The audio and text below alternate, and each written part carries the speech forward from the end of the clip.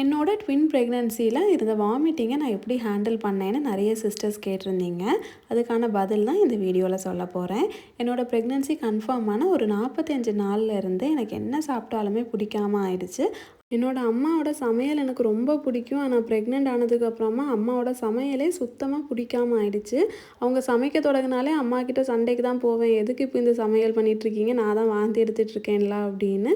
யாராச்சும் சாப்பிட்றத பார்த்தா கூட எனக்கெலாம் கோவமாக வரும். ஒரு 5 மாதத்துக்கு வந்து நான் ரொம்ப கஷ்டப்பட்டேன். மீன், கருவாடுன்னு அவங்க என்ன சமைச்சாலுமே எனக்கு வாந்தி வரும். எஸ்பெஷலாக மீன் ஃப்ரைலாம் பண்ணாங்கன்னா எனக்கு வந்து பயங்கரமாக நான் வாமிட் பண்ணிகிட்டே இருப்பேன். பிளட் வாமிட்லாம் எடுத்த நாட்கள் கூட இருந்துச்சு. எதுவுமே வயிற்றில் இருக்காது. தண்ணி கூட குடித்தாலும் வாந்தி எடுத்துருவேன். அந்த டைம் தான் நான் வந்து என்ன ஃபாலோ பண்ணேன்னா, நெல்லிக்காவை சின்ன சின்ன பீசஸாக கட் பண்ணி நான் வச்சுருப்பேன். எப்போவுமே வாந்தி வர டைம் வந்து ஒரு சின்ன பீஸை வந்து வாயில் கடித்து அப்படியே வச்சுட்டு கொஞ்சம் கொஞ்சமாக அந்த சாறை உழுங்கிட்டே இருப்பேன். அப்போ கொஞ்சம் வாமிட்டிங் வரதை வந்து தடுக்கும். அது மட்டும் இல்லாமல் நம்ம நாக்கு கசப்பாக இருக்கும்ல, அந்த நாக்கு கசப்பும் அது வந்து மாற்றி கொடுக்கும். ஃபுல்லாகவே வாமிட்டிங் கண்ட்ரோல் ஆகாது. 5 மந்த்ஸ் கம்ப்ளீட்டாக நான் வாமிட் பண்ணிட்டு தான் இருந்தேன். ஆனாலுமே இது கொஞ்சம் ஹெல்ப்ஃபுல்லாக இருந்துச்சு. நிறைய சிஸ்டர்ஸ் இதை கேட்டிங்க. ஸோ ட்ரை பண்ணி பாருங்கள்.